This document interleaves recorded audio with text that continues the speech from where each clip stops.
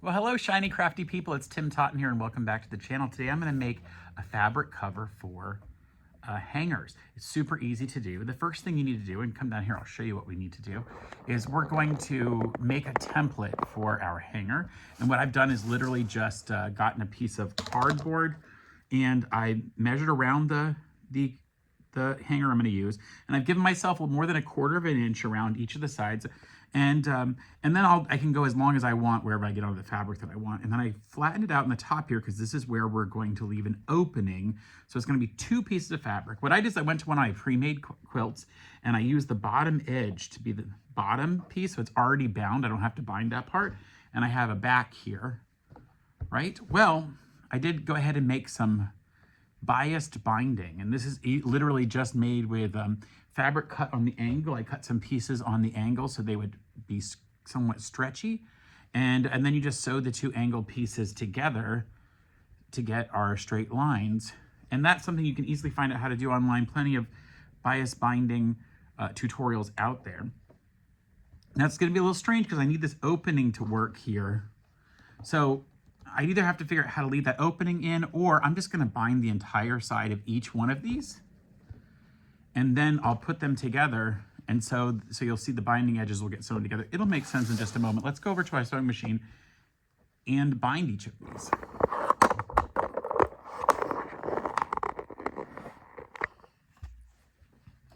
So I've gone ahead and put white thread into my machine because that's what I'm going to cover it with. You could use peach if you wanted to match this sort of peach apricot color, but I don't want to wind a peach bobbin, so I'm not doing that. I'm going to find my scissors here somewhere. I'll just use these, and we'll trim this end off straight.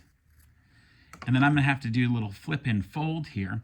So I'm going to do something a little interesting. I'm going to put the binding coming off, and I'm just going to stitch it on and fold the ends in. So I'm basically folding it backward as the way it's going to eventually be on here. And I'm not going to stitch all the way to the very top. It'll make sense in a moment. I'm just going to stitch right in the middle. And you can come in and just clip these edges if you want, just because I don't want to see them sticking out. So I'll just come in and clip off there. And on this side, you can do this however you want to do binding, but when I pull this back open, now it's going to cover up that binding there to the very end. See how that's going to look, and now it's going to be completely covered. Now, if I was binding the entire thing, I would just go around the entire piece like you might bind a quilt. All right, then I will come in and just stitch down. Now, I'm going to use my my needle in the down position on my machine, and I'm stitching just inside the edge, and I'm going to kind of twist the fabric here around this corner. So I'm going to stitch quite a ways and then turn, and stitch a ways and turn, just so I can get around that edge in that corner. And again, the binding is done on a bias, so it'll stretch. It will stretch around those corners. Now, I like to look at the back side and just make sure I'm catching all of my stitching in there, which I am. And then here at the top, we're going to do the same thing. We're going to circle around the top as well. Just sort of push that in. Now, when I go to sew these 2 together, I'll have to decide where I'm going to leave that opening at the top, because I don't want that top to I don't want to close the top in. So when I put these back to back and sew them, I want to leave the opening along the top. Now, as I get close to the other end, you want to be careful that you're not stretching out your binding too much, because it will stretch quite a lot. And you'll see I'm going to turn it here to get it over. And I'm going to stop before I get to the very end, because I need to flip and fold again.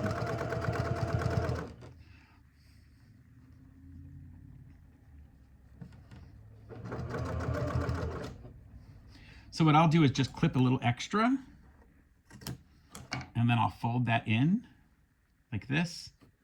I'm folding it in, making sure I have enough, and then I can either clip or fold these other pieces in. So I'm going to fold them under.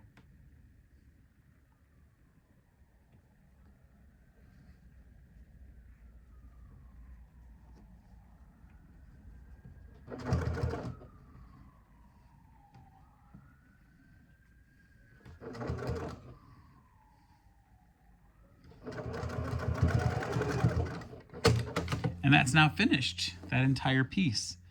And I'm just gonna make one more like it, and then we'll put the two together. Again, same exact way as I did the other one. Now, let me show you what I did to fold that. I'll just show you how I fold the other one too. I need to fold this in half this way, but I don't want these little tails to stick out. So you can fold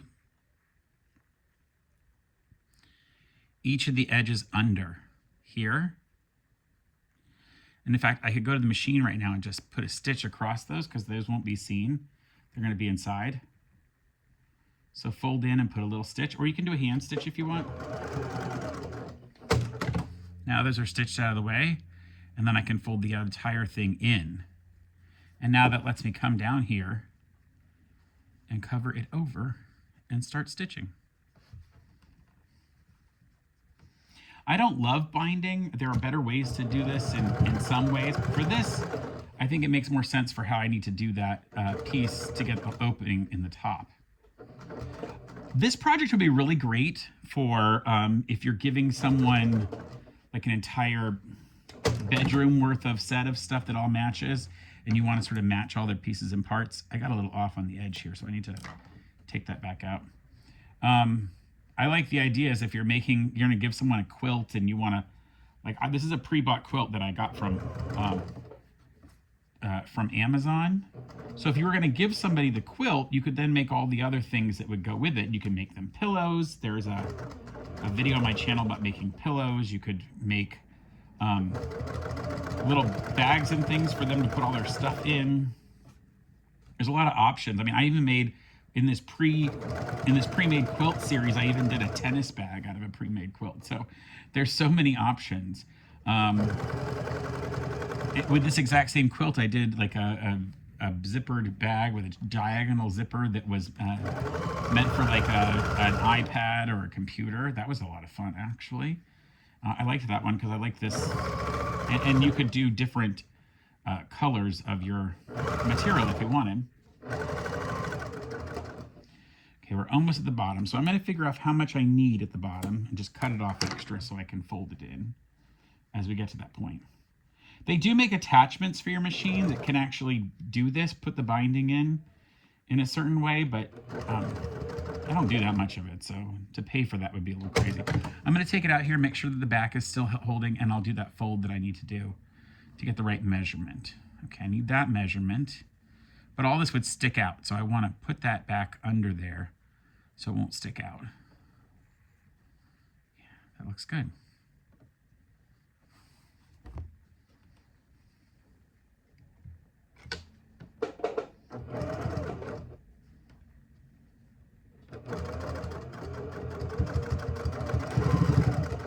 And now that the two of these are done, I can go ahead and put them wrong sides together. So the inside together, not the outsides together, because we're not going to turn this inside out. And now the goal is just to stitch it together along the entire side, except leaving the top open. So I'll take a couple pins. Let me put one of these. Let me put my hanger in there, and go ahead and get my pins. And realize that I want to leave about this much space open along the top so the hanger can go in there. It's about good. So I'll start down here and sew right up to the top there.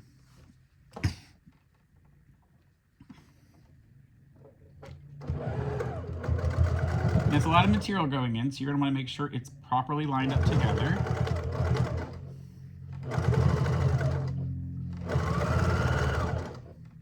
And here at the top where it's going to come in together, I want to make sure that I really back stitch it several times.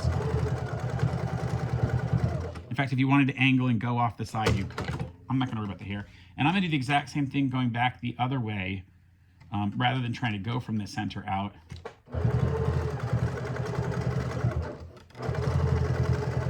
Because I want to make sure this end gets properly done.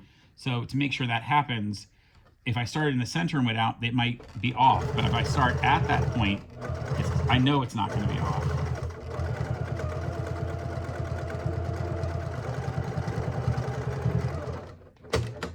several back stitches there. I'll take those pins out and we'll trim a little bit of threads. There aren't many, but look how fast this was as a nice gift to give somebody to really tie in their colors. This would be great if you were giving somebody, making them a whole set of things for their house or for their bathroom or whatever. It makes a great shower gift. And look, now it's completely covered. And how lovely is that? All right, so you can easily make these covers for hangers out of a pre-made quilt. How easy was that? And that was in, literally, you watched me pretty much real time do that. It's sewing, it took me 10 minutes. I cut the stuff out, it took about 3 more minutes. This is less than 15 minutes. You could do a bunch of them. How great is that? All right, until next time, folks, stay crafty. And hang in there. So bad.